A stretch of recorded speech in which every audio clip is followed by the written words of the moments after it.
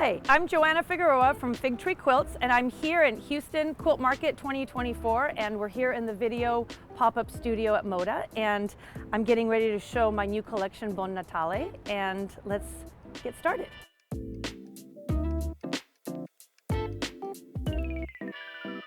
Okay, so let me show you guys the cap set first, so you can see a little bit of everything in the collection, and then I'll show you the goodies. So the collection is called Buon Natale, which it just means Merry Christmas in Italian. I'm not Italian, but we did get the great opportunity to travel to Italy, and so it was inspired by that trip. And so when you say it, you have to say Buon Natale. Well, you don't really, but you know, that's how I like to say it. So it has, these are the coordinating eyelets that go with it from my Eyelet Basics. And then we have the colorway of the ivory and the tan. We have two different colors of the green and two different colors of the red. And so when you're doing a sampler or when you're doing scrappy quilts, I just think it's so important to have the different tones. So this has kind of the more cherry Christmas reds in these colors or in these prints. And then a few of them repeated in kind of that softer corally tomato red. So it just makes a more rounded out collection. And so that's the two tones of red. And then the two tones of green. So this is kind of more up my regular alley of greens. And then I've added a new green, pine. It's a little bit darker of a green than I've ever done before. And I love the Christmas vibe that you get from it. And you'll see it in the quilts. And actually you can see it right there in terms of the tone. It's just a little bit deeper and a little bit darker. And it just gives kind of a classy vibe to these reds. And then as wonderful accents, of course, all my favorite low volume creams. And then this soft tan color to kind of ground and give the collection some neutrals. There is this wonderful border print. And so this is what the running yardage looks like. And this little print runs on each selvage. So when you get a yard, you get a whole section of each one, and it comes with the white background and the red, and then it comes with the green background and the white, and then it comes with the red, and here you can see it what the whole running yardage looks like from selvage to selvage. And we've also done a lot of things with this village print.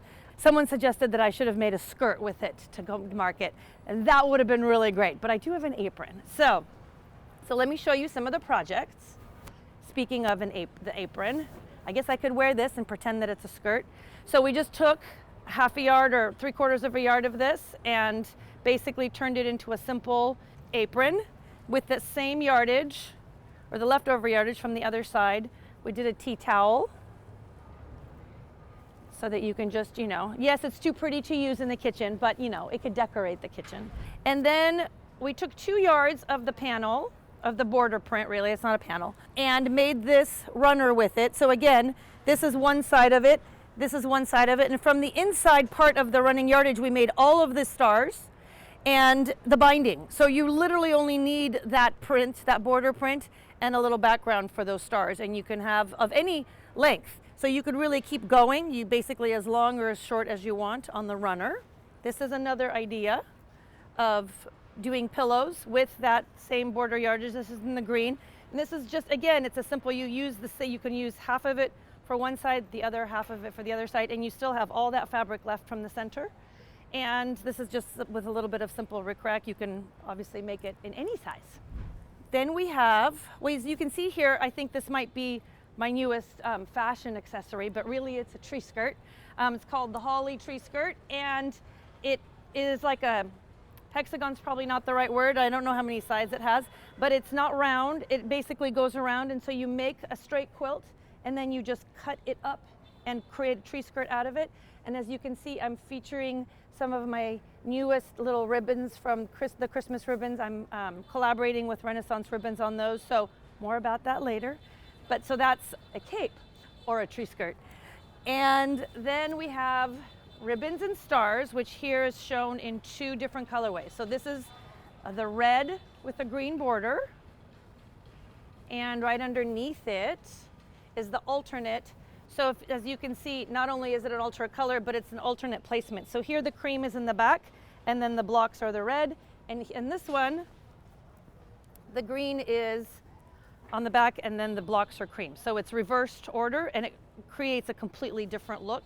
And this is a great featuring of that pine green, that new pine green color. And that's that guy. And this is Yuletide spruce, which was one of my all-time favorite fig tree patterns. It's done with a honey bun. So all you need, so a honey bun basically will be all of the trees for you, already pre-cut, for you in a honey bun strips. And that's what this one looks like. The sampler that goes with this collection, and the sample in this collection is not quite here, it's not quite done. So I'm showing it to you in a previous fig tree Christmas collection. And there's a lot to look at in this one. And this is what the pattern will look like. And so it's a big block of the month pattern. And then these are our new, the ones that I've shown, the ribbons and stars. And the one behind me, Starry Pines. And you get all of that goodness out of the charm packs. And it's a great kind of Christmas wall hanging tabletop. Then I showed you guys the runner. And this is what the tree skirt pattern looks like. That's what so 1, 2, 3, 4, 5, 6, 7, 8. So I guess it's an octagon. And then the block of the month made out of so that's all of my goodies this time around. I hope you guys enjoyed the trunk show. Thanks for watching.